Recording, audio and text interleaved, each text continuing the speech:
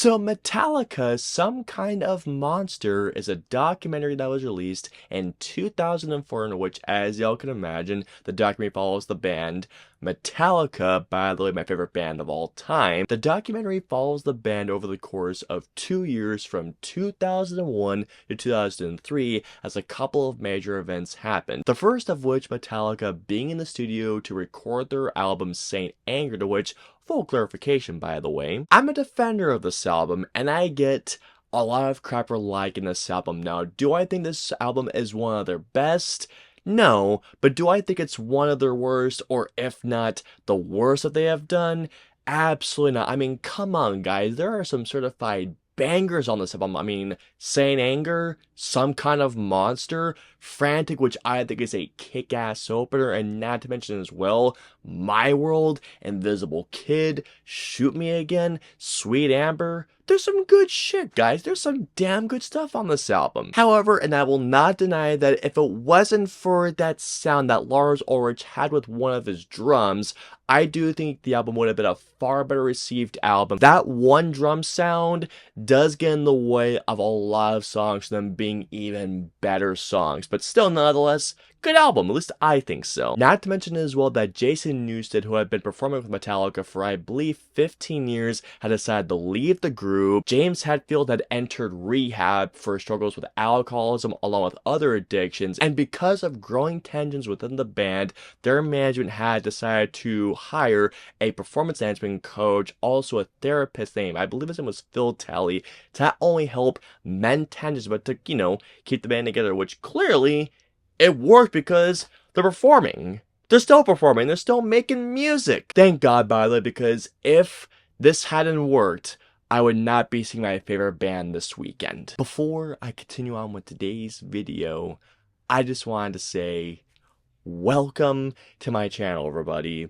For those of you who are coming by my channel for the very first time, be sure to hit the subscribe button to not miss a feature video, whether it's a feature review, a reaction, a top 5, top 10, or whatever I've coming your way, and join me on my journey to 10K subscribers and beyond, because believe me when I say this, guys, you are not going to miss the cool stuff I have coming your way.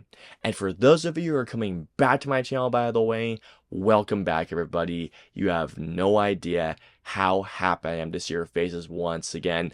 And let's also start our conversation below as well. Have you guys seen Some Kind of Monster? Do you guys like this documentary? Do you guys not like the documentary? Or actually, even better question, what is your favorite Metallica song or your favorite Metallica album? Let me know below. Alrighty, guys, so let's get into Metallica, Some Kind of Monster.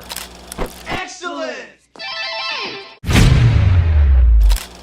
You guys have no idea how excited to be talking about this documentary finally. I had originally planned on talking about this movie during the time of, lockdown when the Dark Ages were happening earlier this decade, but I decided to hold off for a better time, and you know what? Because I'll be finally seeing Metallica for the first time this weekend, I thought it was the best and the perfect time to be talking about easily one of my favorite documentaries out there. This is just such a great documentary, and I'm going to get into the reasons why I love this documentary so freaking much. The first of which being that this documentary really does get you up and close and intimate, and sometimes a very uncomfortable vibe of watching this band, because like I said to you guys, not only had Jason Newsted have left the band, which a lot of people say is their favorite bassist, to which I can see why, because Jason was an incredible bassist. I mean, hell, and Justice for All, the Black Album,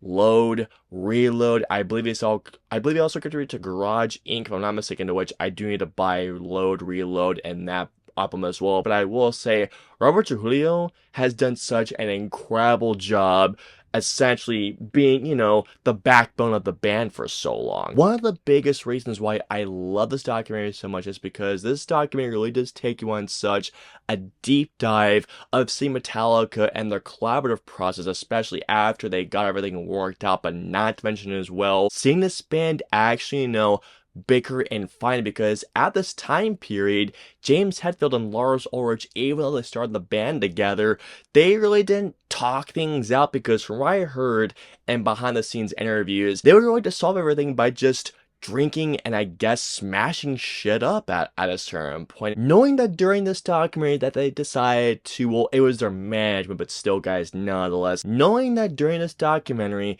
that they had decided to just sit down in therapy, just talk among themselves and work on themselves. Lars Ulrich and James Hetfield are easily the head honchos of the band. There's no questions about it. But guys, here's the thing. Kirk Hammett is such an incredible guitarist, and he is easily responsible somewhere for the greatest solos, and not only the band's history, but just really in metal history. And seeing him, as essentially looks like his parents are fighting and on the verge of divorcing, just not knowing what the fuck to do while his parents are fighting. You just feel bad for Kirk because he loves these guys like brothers and he wants to continue making music with them as a band, as Metallica, but seeing that Lars and James are fighting over one specific issue that gets to its breaking point when James is like, you know what, fuck this, I'm getting out of here. You guys know what I'm talking about. It's the scene where Lars is trying to drum a certain way because he feels like the sounds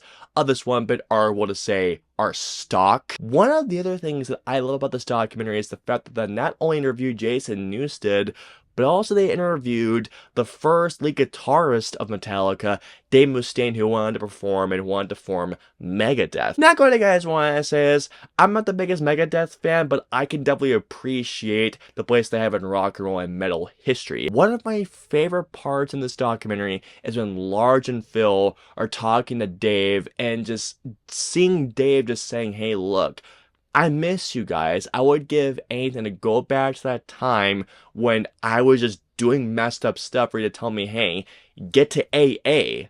Get to AA, man. Seeing the pain, the sadness, and at times the anger that Dave Mustaine feels for his former band members, but seeing that he wished that he could have another chance in playing for Metallica again. Some of my favorite scenes of this documentary are when it decides to spend time individually with the other band members, like seeing James Hetfield driving his hot rod, spending time with his kids, or with Kirk Hammett seeing him serve, seeing that, hey, I know things will work out, but I hope they do in a timely manner because I am scared knowing that James is gonna be in rehab for an X amount of time. I also thought that seeing Lars' art correction, to which I'll get into later on because there's an aspect I want to talk about later on. One of my other favorite scenes in this movie is actually when the directors talk to James, Lars, and Kirk saying, hey, we still want to make this thing, but we don't want to make it if you guys want to continue on. And you can see that the guys are going like, well, I don't know if we want to because the camera and my face and seeing that boom mic up there, I mean, I don't know if I want to continue to doing it. I also gotta give big props to Metallica because, man, these guys could have stopped this documentary at any time, but I love the fact that even though they were uncomfortable showing themselves at such a really not the best time of their careers, but still, I love the fact that we're going like, hey, this documentary allowed us, or it really did force ourselves to be more open and force us to actually talk. When anybody makes a documentary, it could sometimes be viewed as exploitation or sometimes for the sake of just getting fame or more money, but clearly, when it came down to Metallica doing this documentary, I mean, at first James Hetfield was very open saying, yeah, we're gonna get more famous, yay, just more things for us. But I absolutely love that at a certain point that James was saying, I mean, I don't want to continue going. I feel more uncomfortable.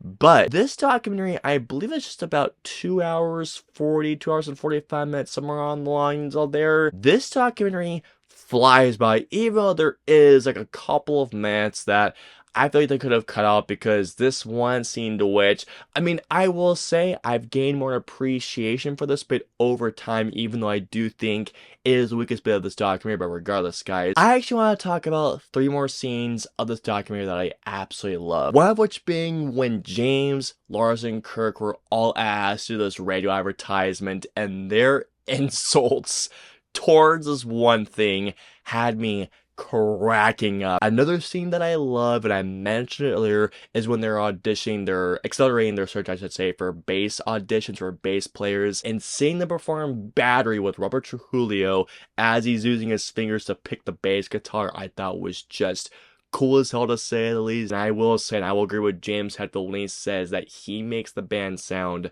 so much better. And also, one thing that I will say that Saint Anger showed me and it taught me is the importance of a great bass player. It really taught me of how important a bass player is within really any band. The last thing I gotta talk about is the final sequence when they're getting ready to finally play live once again and playing their tracks from Saint Anger out. Oh my god. The ending of this documentary is just simply put terrific. I love the ending.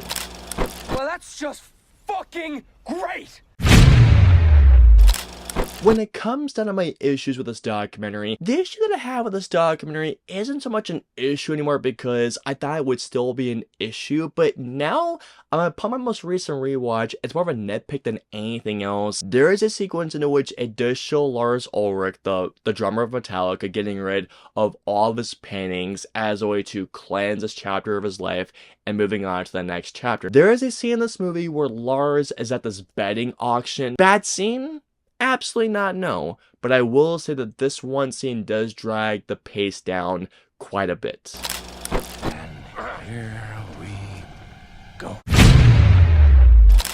So overall, Metallica, Some Kind of Monster is a fantastic documentary that does a terrific job of taking you on such a deep dive of witnessing the band's most turbulent times. Not only do I absolutely love this documentary, but as y'all can imagine, I cannot begin to express the excitement that I have that I'll be finally seeing these guys this weekend. I cannot freaking wait. I'm gonna give Metallica, Some Kind of Monster a 5 out of 5. If y'all have not seen this documentary, and if you're also a big Metallica fan like myself, please check this one out, guys. It is a great one. I hope you enjoyed my review of Metallica's Some Kind of Monster. If so, please hit the like button, or if you dislike this review, hit the dislike button. If you guys want to see any of my previous 2 videos, please click on it right there or right there. And of course, until my next review or video goes live, I will see you all next time.